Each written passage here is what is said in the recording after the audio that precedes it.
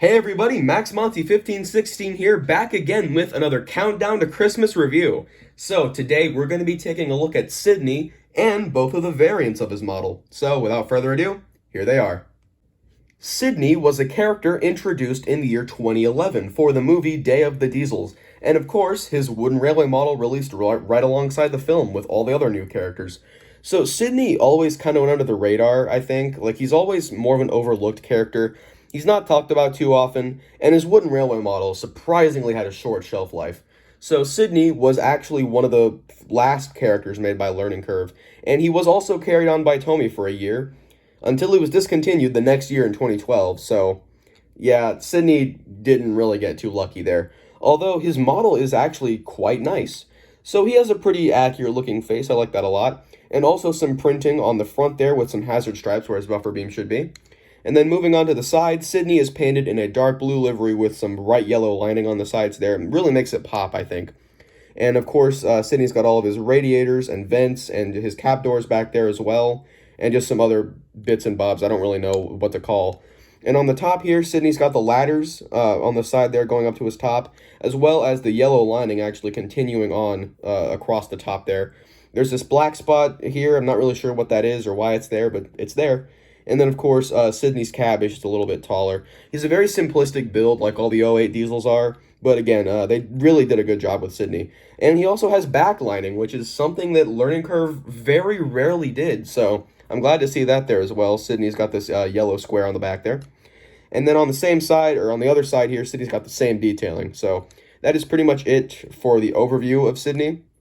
And also, he's one of the few characters to have printed wheels. Like, he's got the black wheels, or the black rim on the front, or on the outside there. And then in the center, they are like this orange-red color. They really pop. Again, I really love Sidney's color palette. He always looked, like, really cool to me.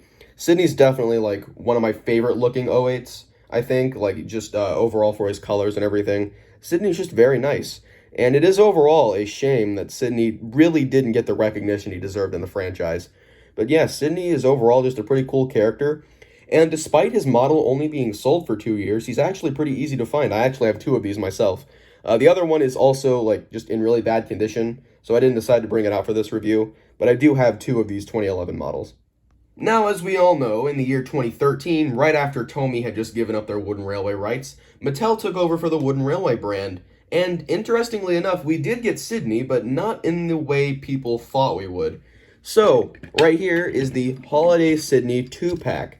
And instead, this is based off of the season 17 episode, The Missing Christmas Decorations, in which Sidney is covered in Christmas lights and is, like, kind of pretends to be a Christmas tree. I don't know. Anyway, this is the Mattel version of Sidney. And overall, I mean, it's very similar. I mean, Sidney really does not have too many differences across models. Again, he's got the yellow lining. He has, of course, his ladders and vents and radiators and everything like that. So, cab door, again, just pretty much the same detail. It's barely a difference, really. But then, of course, Sidney's black square has now been divided into 4 squares up here. I don't really know the significance of that. But he's kept his lining here. It goes all the way across and then onto the other side. So it's basically the same, really. Of course, except for the printed-on Christmas lights, as you can see there. They are actually very nicely detailed, so I will give it that. And then Sidney's face here, it's also very similar. Like, they didn't really change much. I think, like, they just made his eyebrows a little bit smaller, and they painted his teeth in, but that's about it, so I can't really say much else. And of course, like with all the wooden railway models in 2013, Mattel did, like, bevel the edges here a bit, so it's not as sharp. Like, as you can see there, there's clearly, like, a sharp cut, and then, of course, they made it a lot more round here on the 2013 model. And then, of course, it's a 2-pack, so Sidney was included with this Holiday Lights cargo car, and I'll just quickly touch on this.